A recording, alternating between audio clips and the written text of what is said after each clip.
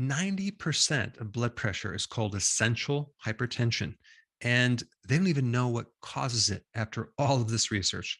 Today, I'm going to unravel blood pressure and give you some natural solutions that may have a lot less side effects than medication. Of course, check with your doctor before implementing any of these solutions. So you have about 100,000 miles of blood vessels in your body. Well, that is a lot of blood vessels, and these blood vessels do go to many locations in your body, many organs. In fact, all of your organs receive blood from your vascular system. And so the problems with blood pressure extend way beyond just the vascular system, way beyond just your heart. It can affect the brain, it can affect your eye, it can affect the kidney, increasing your risk of getting heart attacks. And it definitely increases your risk of getting a stroke by a factor of 3x. And blood pressure problems are very common. If you're over 60, you have a 50% chance of getting hypertension. To me, that is just way, way too high. Now, hypertension can also be compensating for various things. For example, if you have hypoxia, let's say in your lungs, you have COPD, you have a lung problem where you don't have enough oxygen, the body is going to automatically sense that and start increasing blood pressure to get more blood in the area, to get more oxygen, low oxygen situation in another place. So when someone then takes medication to lower the blood pressure, what happens to the lungs, right? It already is not getting enough oxygen. Now it's really not going to get enough oxygen. So this is one reason why people don't really feel good many times when they get on blood pressure medication, especially in the brain, because it creates other issues. I mean, I think a really important question would be to understand why you have high blood pressure in the first place. And this is just not emphasized very well. It's more like, well, you have this disease. We don't really know what it is. Take this medication for a while, drink more water, get more exercise, et cetera, et cetera. From my viewpoint, there's several common reasons for blood pressure: low potassium, low magnesium, and low vitamin D levels. So if I had hypertension, those would be three things that I would look at immediately. But instead, in the medical profession, you're told to restrict sodium. That is the primary focus, not to increase potassium, to reduce sodium. And if that doesn't work, then the next thing to do is to give you a water pill, a diuretic. Primarily, they use a common one called hydrochlorothiazide. This is a diuretic. It gets rid of fluid and the sodium in the fluid, but it is also a silent depleter of potassium.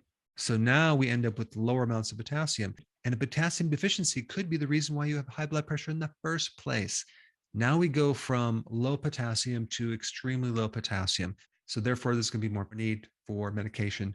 And of course, when we talk about potassium, they may recommend potassium, but unfortunately, potassium only comes in 99 milligram pills or less. And the requirement for potassium is quite high. It's like 4,700 milligrams. And you have these pills that are 99 milligrams. Okay. How many times does 99, or let's just round it off to 100, go into 4,700? Okay. You do the math. You'd have to have a lot of pills. But this diuretic also depletes magnesium, the other common reason why people have high blood pressure. Another side effect of this diuretic is the increase of homocysteine. Now, if that doesn't work, there's always the calcium channel blockers, okay? Those are medications for high blood pressure as well, just working from a different angle. The problem is it has some slight minor complications. If you take it chronically over 5 years, it can have a tendency to shrink your brain. It also tends to increase your risk of certain types of cancer. And in one study, as far as the effectiveness goes, they compared it against other medications that lower blood pressure, and it really only brought your blood pressure down by 0.1. That's only like 1/10 of 1 point. Okay. So to me, that's pretty insignificant. And then you have other medications like the ACE inhibitors. Problem is with that one, it does increase the risk of getting allergies or even being allergic to the medication significantly. Also, it can create a chronic cough as a side effect. Now, I'm not sure if you got the recent memo about aspirin.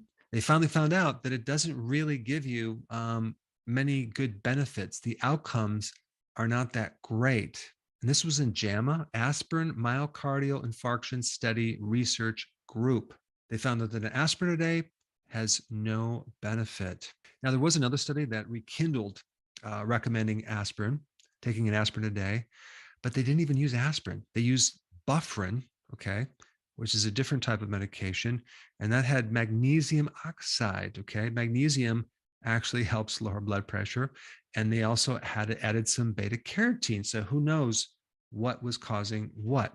There's something else that you should know about. It's called nitric oxide. Nitric oxide greatly supports the inner layer of the arteries, okay?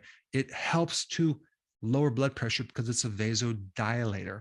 Some people even try to increase it to handle their erectile dysfunction because that's a vascular problem. You see, we're so focused on the arteries, but it can affect a lot of things. You've probably heard of even vascular dementia because of what it can do to the brain. We have an enzyme that helps make nitric oxide, okay? And that enzyme can be inhibited or turned off to a certain degree by a genetic variation problem. So if you have this problem, you might not have the benefit of that enzyme to make nitric oxide, thereby developing hypertension. And you can get a test to evaluate if you have this problem. There's a couple ways to do it. You can look at a DNA test or even get this other test. It's called ADMA, and that stands for asymmetrical dimethyl arginine. So getting the test will tell you very quickly if you're making enough of this nitric oxide.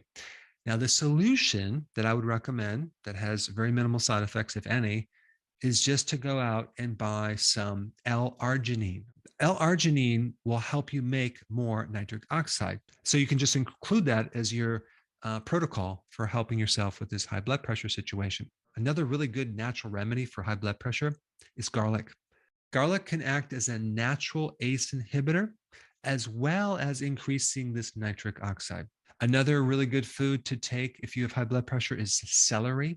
Celery has a couple powerful phytonutrients that can help lower blood pressure and reduce adrenaline. So it helps you sleep, it helps your blood pressure. You'd want to take like 4 stalks of this celery, maybe with your last meal of the day.